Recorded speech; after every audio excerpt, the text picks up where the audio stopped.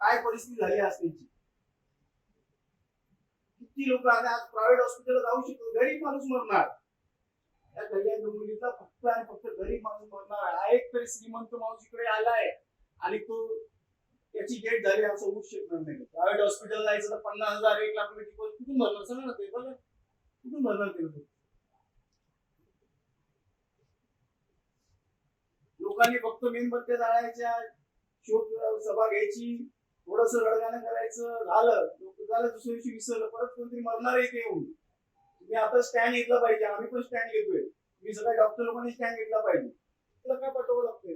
केमला जी परिस्थिती अशी की बाहेर रस्त्यावरती झोपलेत माणसांना, तिथे बेड नाही. तिकडे आज पण आपण तिकडे पेशंट जर पाठवला महापालिकेकडनं, तिकडे तुम्हाला व्हेंटिलेटर मिळतो का? नाही मिळत.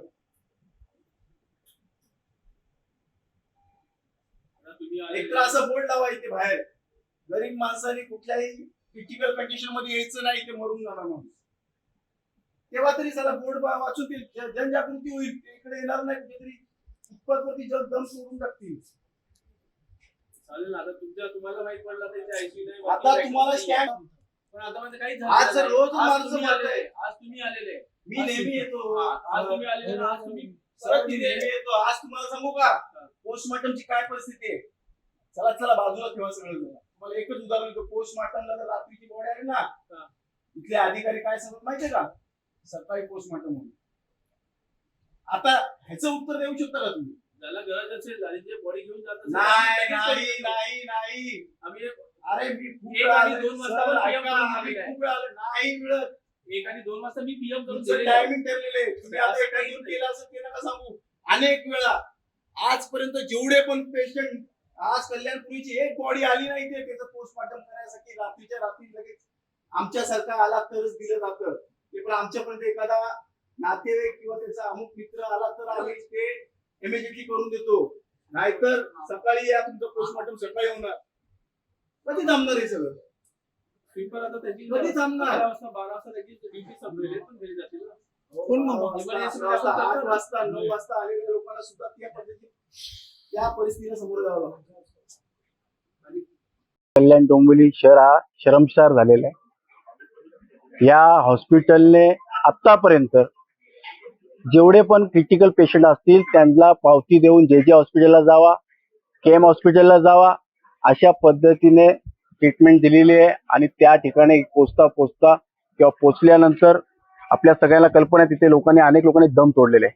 आज जागृत मीडियाच्या माध्यमातून, पत्रकारांच्या माध्यमातून हे आज उघडकीस आले. हे दररोज होते. आम्ही अनेक वेळा या हॉस्पिटलला आलेले.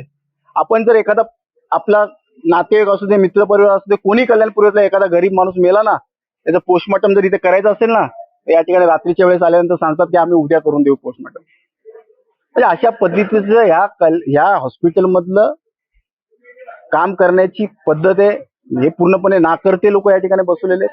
आज मी यांना सांगितलं की आपण या ठिकाणी आपल्याला इथे ट्रीटमेंट करायला जर एखादा ऍक्सिडेंट झालेला पेशंट आला किंवा एखादा क्रिटिकल पेशंट आला, तर तुमच्या लोकांना जर इकडे कोणत्या प्रकारचं इकडे सुखसुविधा नाही, तुम्ही एवढे वर्ष काय झोपले होतात का? आज जसं शिवाजीनगर आणि प्लॅटिनम प्रायव्हेट हॉस्पिटल सोबत टाईप केलेलं आहे, छत्रपती शिवाजी हॉस्पिटल आणि प्लॅटिनमनी जसं टाईप केलेलं आहे, तसं तुम्ही एखाद्या प्रायव्हेट हॉस्पिटल सोबत टाईप का करत नाही? जेणेकरून एखादा पेशंट जो असेल त्या ठिकाणी क्रिटिकल कंडिशन वाला पेशंट त्या ठिकाणी ऍडमिट होऊ शकेल. पण आज जी महिला आली होती, सविता नावाक महिला आली होती, तिचा हात दुखत होता म्हणून इथं आली होती. 5 तास ॲम्ब्युलन्स उपलब्ध नाही. हा ग्रामीण भाग नाहीये, शहरी भाग आहे. आता ऐका, तुम्हाला सांगतो, आता प्रायव्हेट ॲम्ब्युलन्स लोकांना प्राधान्य दिलं जातं, कारण की ह्या लोकांच्या काही दलाल लोक, ह्या अनेक मोठ्या प्रमाणात दलाल लोक या ठिकाणी समाविष्ट झालेले आहेत. प्रायव्हेट ॲम्ब्युलन्सला पैसे जास्त देऊ केले जातात म्हणून ह्या गव्हर्नमेंटच्या ज्या महापालिकेच्या ज्या ॲम्ब्युलन्स आहेत त्या धूळ खात ठेवलेल्या असतात. मला तुम्हाला एवढंच सांगायचंय की ही जी घटना झाली, आज ही घटना फक्त त्या महिलेच्या परिवाराने तर कल्याणपुरीवरती आघात बसलेला आहे. आज 2च मुलं आहेत, त्यांचा वडील सुद्धा वारलेले आहे. या बाई घरकाम करून 2 पोरांचं पोट भरत होती. महापालिकेला या ठिकाणी मी आवाहन करतो आणि बोलतो की तुम्ही जर ह्यांची पूर्ण भरपाई दिली नाही तर कल्याणपूर्व गप्प बसणार नाही. तुम्ही लवकरात लवकर त्या परिवाराला त्यांचा मोबदला त्यांच्या परिवाराला तुम्ही कितीही दिला, अफाट पैसे दिले तर गेलेला माणूस काय परत येणार नाही. पण त्या 2 मुलांच्यासाठी महापालिकेने नवनिर्वाचित आयुक्त गोयल सर यांना मी विनंती करतो की आपण त्यांना महापालिकेच्या माध्यमातून त्यांना धनराशी द्यावी, मोठ्या प्रमाणात द्यावी, 50 लाख रुपये द्यावेत त्यांना. त्याचप्रमाणे त्यांच्या घरातल्या एका मुलाला नोकरी द्यावी, जेणेकरून येणाऱ्या काळामध्ये त्यांचं घरचं निवारण चालेल.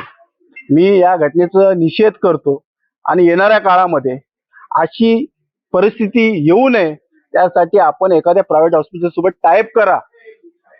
जसं छत्रपती शिवाजी महाराज हॉस्पिटल आणि प्लॅटिनम हॉस्पिटलने जसं टायअप केलंय, प्रायव्हेट हॉस्पिटल सोबत टायअप केल्याशिवाय तुम्हाला पर्याय नाही. KM हॉस्पिटलला आणि JJ हॉस्पिटलला कल्याण शहराच्या पेशंटसाठी जागा नाहीयेत. तिकडचेच पेशंट रोडवरती आणि हॉस्पिटलच्या गॅलरीमध्ये दम तोडतायत. त्यामुळे मला एवढंच बोलायचं की इथे गरीब लोक जगू शकत नाही. गरीब लोकांना मरायचंच आहे. आजारी पडला, ऍक्सिडेंट झाला, त्याला मरायचंच आहे. या हॉस्पिटलमध्ये त्याला ट्रीटमेंट मिळूच शकत नाही, अशी परिस्थिती या हॉस्पिटलची आहे.